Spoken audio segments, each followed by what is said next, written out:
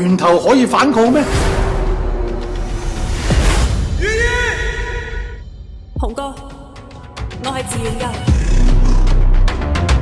拳頭在近，官府在遠，要以客接人。你哋民主大人好仇！國家弱成咁，注定要俾人利用。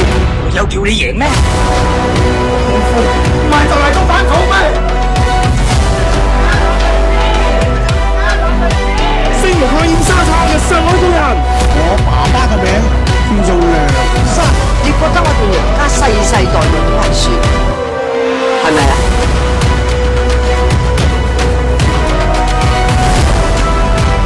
呢啲可以俾你冇人心㗎！我有一個目標，翻去再打兩場。始終我同我阿爸一樣，都係輸。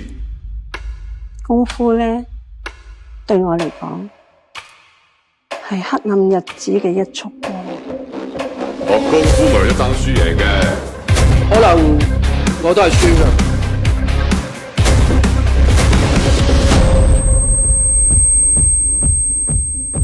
功夫嘅精神，亦都係我哋中華民族嘅精神。